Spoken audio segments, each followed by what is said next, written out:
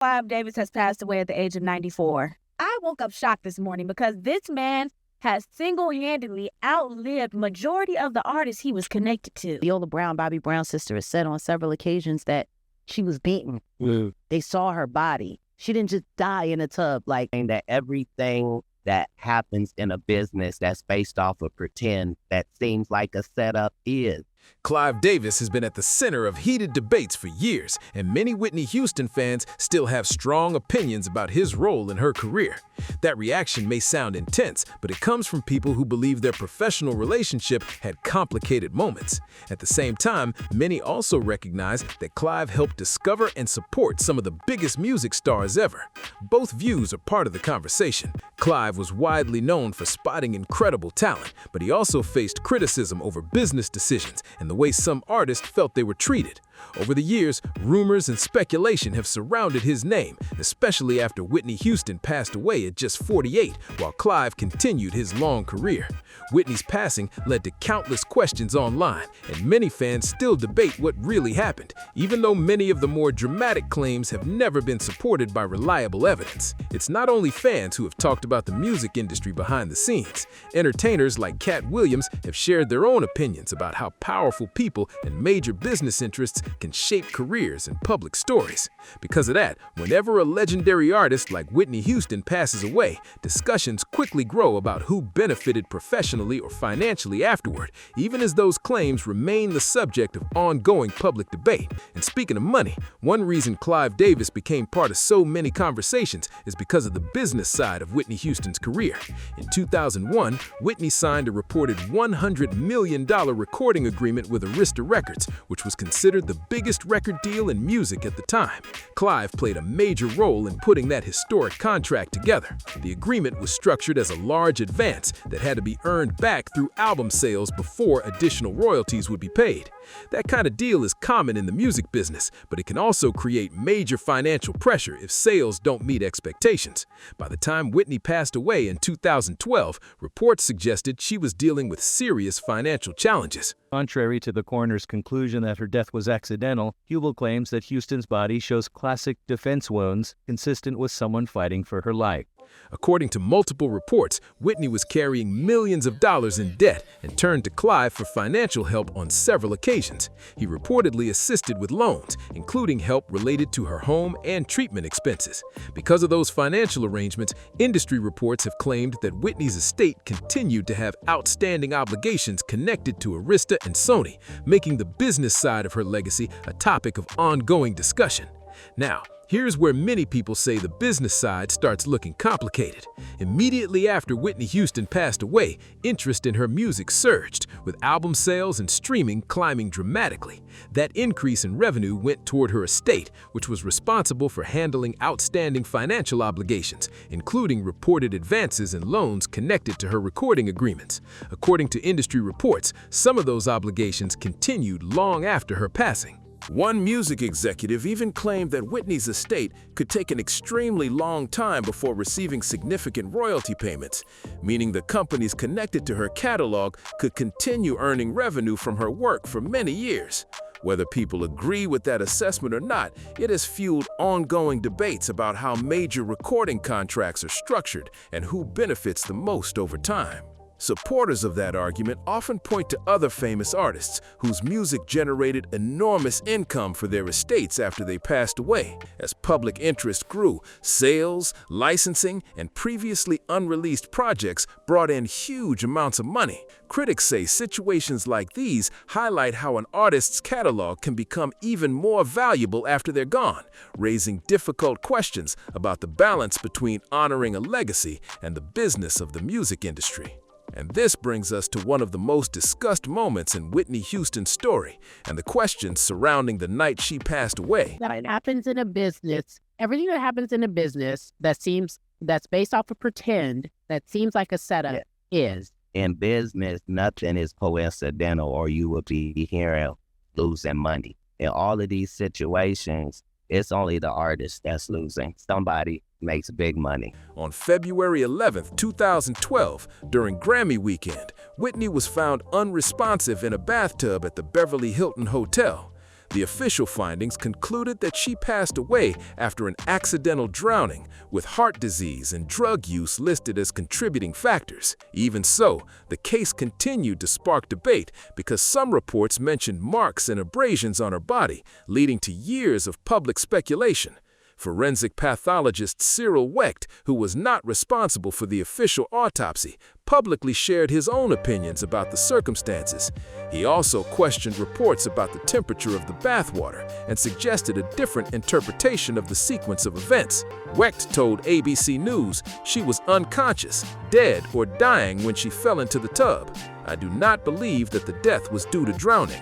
His comments received widespread attention, although they differed from the official findings. Private investigator Paul Huebel also shared his own claims about the case, saying he believed certain injuries deserved closer examination. Those statements added even more discussion to a case that has continued to draw public interest for years. Huebel, a former police officer who later looked into several high-profile celebrity cases, shared his own theory about what may have happened that night. He suggested Whitney may have had an encounter with someone who allegedly provided her with substances before she passed away. Huebel also claimed that the marks he believed he saw raised additional questions. As he put it, "Call this an accident if you want, but it doesn't make sense to me." Those comments reflected his personal opinion and were never adopted as the official conclusion. Huebel also claimed he had been told there was security camera footage from the Beverly Hilton showing two men entering Whitney's hotel suite that evening. According to reports from the National Enquirer, when Huebel was asked why authorities did not pursue that alleged footage, he responded that he believed investigators accepted the official findings and closed the case. Those claims have remained part of public speculation and have not been verified by official investigators. When these rappers get killed, not incidental. Somebody made $100 million and now don't have to talk to that artist or none of their crew, don't have to validate none of their contracts. Now only got to deal with the mama, only got to see her once a year, and it's over, and the money goes up and up. Beyond those stories, many people have continued to point to other unusual moments from the days leading up to Whitney's passing. One of the most talked about incidents involved a note Whitney reportedly handed to Brandy. Just 2 days before Grammy weekend, Whitney unexpectedly appeared during an interview featuring Clive Davis, Brandy, and Monica, where she quietly passed Brandy a mysterious note that has fueled curiosity ever since. There's even a video of that moment, and many viewers have focused on something Whitney appears to say if you listen closely. Some people believe they hear her repeat twice, "I nearly drowned today." That clip has been shared online for years and has become one of the most talked about moments from the days before she passed away. Now, let's look at Clive Davis's response, because this is the part that sparked a huge public reaction. After learning that Whitney had been found unresponsive in her hotel room, Clive announced that the Grammy weekend afterparty would still take place. The decision immediately divided opinions, especially because Whitney's passing had just been reported. Many people felt the event should have been canceled, while Clive later explained that continuing with it was meant as a tribute and reflected what he believed Whitney would have wanted. However, several people close to Whitney strongly disagreed with that explanation. Among them was Chaka Khan, one of Whitney's longtime friends, who publicly criticized the decision and described moving forward with the celebration as insanity. The disagreement only added to the intense public discussion surrounding that emotional night. Chaka Khan also rejected Clive Davis's explanation that the party was meant to honor Whitney. In her view, if the goal had truly been to pay tribute, a more respectful response would have been to gather everyone for a prayer, remember Whitney, and end the evening, instead of continuing the celebration. Her comments quickly became part of the larger public debate surrounding that night. That reaction led many people to question why the event continued despite the heartbreaking news. Over the years, different theories have circulated online, with fans offering all kinds of explanations for the decision. However, many of those claims are based on speculation rather than verified facts. You were, I think, going to go to the Clive Davis party. Yeah. It was a surreal event where Whitney's body was still in the hotel, and there was this sort of party where apparently half the room were in tears, the other half were kind of partying. What did you feel about that? I thought that was complete insanity. And knowing Whitney, I don't believe that she would have said the show must go on. She was the kind of woman that was stop everything. One claim that is spread widely is that Whitney's body remained in the hotel while the event continued. Reports about the timeline and decisions made that evening have been discussed for years, but many details have been disputed. What is clear is that Clive's decision to continue with the party remains one of the most controversial aspects of that night, and people still debate it today. A report from CBS News stated that Whitney Houston's body remained in her hotel room for several hours after emergency responders confirmed that she had passed away. Meanwhile, downstairs, Clive Davis's Grammy weekend party continued as planned, while investigators worked inside the hotel. Guests dressed for the event continued arriving as the evening unfolded, creating a scene that many people later described as difficult to understand. Another published report also claimed that Whitney remained in her fourth-floor suite until shortly before the event ended, a little after midnight. Those reports have contributed to the ongoing public discussion about how everything was handled that evening and why the timeline unfolded the way it did. There's another detail from that night that has also caught people's attention. Out of everyone attending the event who knew Whitney personally, Clive Davis chose Diddy to speak during the gathering. Then, just a few days after the Grammys, Diddy appeared on The Ellen Show. When Ellen asked him about the speech, some viewers felt he appeared noticeably uncomfortable and nervous. Take a look at the clip and decide for yourself. Some people have also questioned why Clive Davis selected Diddy to speak about Whitney at the event, instead of someone many fans more closely associated with her career. That choice has remained a topic of discussion ever since, especially because emotions were running so high that night. I'm not going to be there. I don't know what could motivate a person to have a party in a building, whereas the person whose life he had influenced so enormously and whose life had been affected by her. So they were like, I don't understand how. Diddy and Whitney were not widely known for having a particularly close friendship, and past media reports describe moments where he made critical comments about people in her circle. Another detail that has drawn attention is what happened after Clive's event ended. Instead of calling it a night, Diddy reportedly attended another gathering at the Playboy Mansion. Reports later said he celebrated so intensely that he eventually required medical attention, adding another unusual chapter to an already unforgettable evening. When Diddy sat down with Ellen just days later, a lot of viewers focused less on his words and more on how he delivered them. Some people watching the interview felt he seemed tense and uncomfortable whenever the conversation shifted to Whitney and the emotional events surrounding Grammy weekend. Body language is open to interpretation, of course, but that didn't stop people from analyzing every pause, expression, and reaction. The interview quickly became another clip that fueled online discussions. Supporters argued that anyone would appear nervous after such a shocking loss, while others believed his behavior raised more questions than answers. Without a clear explanation, people were left to draw their own conclusions based on what they saw. At the same time, attention began shifting away from the parties and toward Whitney's final days.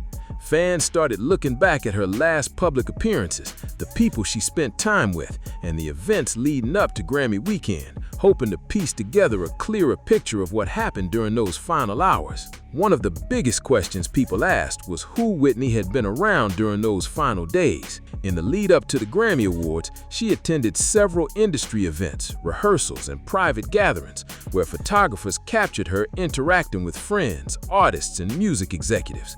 Looking back, every photo and video from that week has been examined in incredible detail by fans trying to understand her state of mind. Some observers pointed to moments where Whitney appeared energetic and excited, while others focused on clips where they felt she looked exhausted. And I think he took the decision to turn it into a tribute to her. And I understand that. I mean, he obviously was wrestling with the right thing to do. It would have been right if it really was a true tribute. And a true tribute, might have been a more honest tribute in my opinion, would have been maybe call everybody together, let's say a prayer, and let's eat dinner and go home. Those different interpretations have fueled countless discussions over the years, but short public appearances can only show a small part of what someone is experiencing behind the scenes. As investigators completed their work, the official findings were released, yet public debate didn't disappear. Instead, many people continued comparing those conclusions with witness accounts, media reports, and interviews from people who were present that weekend, searching for details they believed had been overlooked. Another detail that kept coming up was the timing of everything that happened after Whitney passed away. Within days, news coverage shifted from the shock of her loss to discussions about her music catalog, unreleased recordings, and the future of her estate. Record labels, business partners, and family members all became part of the conversation as people wondered how her legacy would be managed. Fans also started revisiting interviews Whitney had given throughout her career. In those older clips, she spoke openly about the pressures of fame, the demands of the music business, and how difficult it could be to balance personal struggles with life in the spotlight. For many viewers, those interviews offered a more personal perspective than the headlines ever could. Meanwhile, attention also returned to Clive Davis's long history in the music industry. Supporters praised him for helping launch the careers of countless artists, while critics questioned some of the business practices that have followed him over the decades. That contrast made his role in Whitney's story an even bigger point of discussion as people continued looking back at their years of working together. As people dug deeper into Clive's career, they found that Whitney wasn't the only artist whose business relationship with the major label had sparked debate. For years, musicians from different generations have spoken about complicated recording contracts, royalty disputes, and the pressure that can come with staying at the top of the charts. Those stories helped shape a much broader conversation about how the industry operates behind closed doors. Some former artists and executives have argued that recording agreements often favor the companies holding the rights, especially when valuable music catalogs continue earning revenue for decades. Others have pushed back, saying those contracts also involve major financial investments, marketing, and career development that labels take on from the beginning.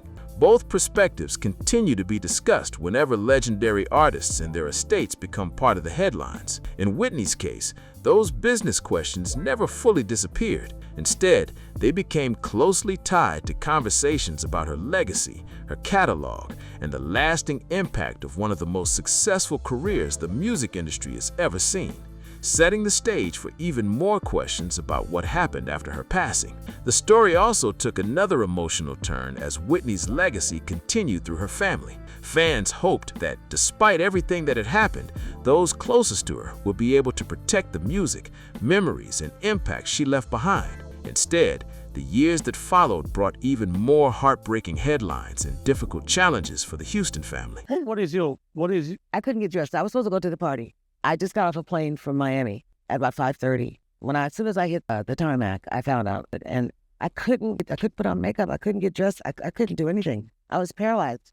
I couldn't do it. Those events led many people to look back at Whitney's life from a different perspective. Rather than focusing only on chart-topping hits and record-breaking success, they began talking about the pressures that often come with global fame. The constant spotlight, demanding schedules, and non-stop public attention became part of a much larger conversation about what many artists experience behind the scenes. At the same time, questions about Whitney's business affairs never completely faded.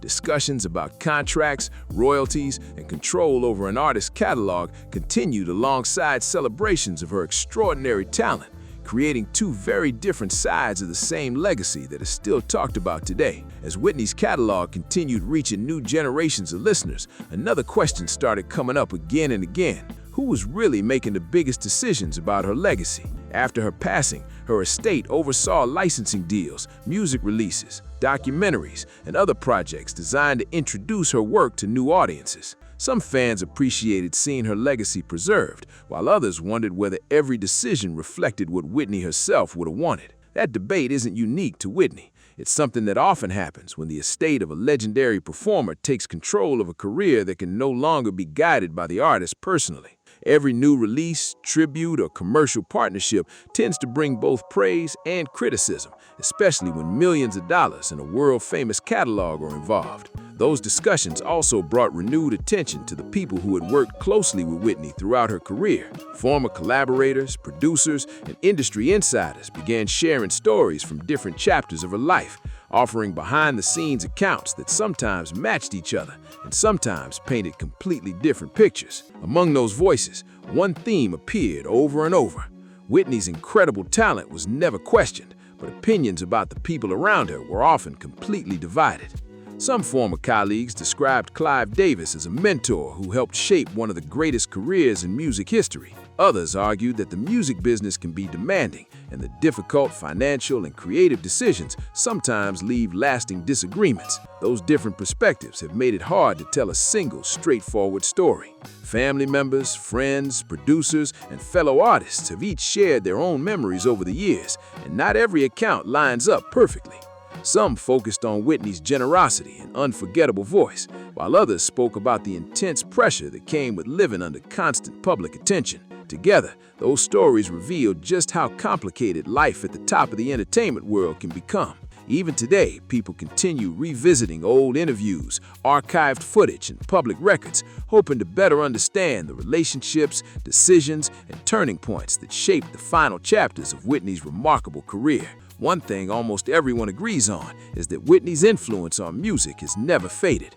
Decades after becoming a global superstar, her songs continue to break streaming records, inspire new artists, and introduce younger audiences to one of the most recognizable voices of all time. That lasting impact is a reminder of just how extraordinary her career was. One of the first ones at Clive's party to speak about Whitney's passing the other day. Yeah. And that was, did you know her well? Yes, I did. I actually, when I was growing up in the music industry before I had success, I somehow got on her wedding invitation. So I was at her wedding, but I didn't really know her. At the same time, her story has become part of a much bigger conversation about the realities of fame.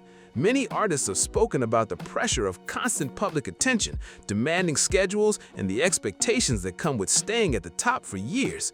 Whitney's journey is often included in those discussions because of both her remarkable success and the personal challenges she faced along the way. As more interviews and archival footage continue resurfacing, people keep comparing different accounts from those who knew her personally. Some details fit together, while others raise new questions, making Whitney's final years one of the most closely examined chapters in modern music history. As the years passed, documentaries, books, and television specials revisited Whitney's life from different angles. Each project highlighted new interviews, archived footage, and personal memories, but they didn't always reach the same conclusions. Some focused on her incredible achievements, while others explored the challenges she faced behind the spotlight, giving audiences very different perspectives on the same story. One topic that repeatedly surfaced was the balance between the music industry and an artist's personal well-being. Several former performers have spoken publicly about the intense demands of recording, touring, and maintaining a public image. Those experiences led many fans to wonder whether enough support existed for artists dealing with enormous pressure while trying to meet expectations year after year. Even with so many interviews and reports available, certain moments from Whitney's career continue to spark discussion. That's why people still revisit old footage, public statements, and behind-the-scenes stories, searching for pieces that might help explain the relationships and decisions that shaped the final years of her legendary career. On February 13th, several media outlets reported that Diddy had received medical treatment after experiencing a severe migraine following the post-Grammy gathering he hosted at the Playboy Mansion. That detail caught people's attention because it came so soon after the emotional events of Grammy weekend. Looking back, some viewers questioned the contrast between the celebrations that continued that night and the heartbreaking news involving Whitney Houston. Even so, it's important to separate public speculation from established facts. There is no verified evidence that Clive Davis was responsible for Whitney Houston's passing, and the official investigation reached its own conclusions. At the same time, many fans have continued to debate the decisions made that evening, especially the choice to move forward with the event and the business relationships surrounding Whitney's career. What do you think about the way everything unfolded? Do you believe the music industry sometimes puts business interests ahead of artists, or do you think the situation has been misunderstood over the years? Share your thoughts in the comments below. If you enjoyed this video, don't forget to like, subscribe, and share it with someone who follows music history and industry stories. Thanks for watching, and I'll see you in the next one.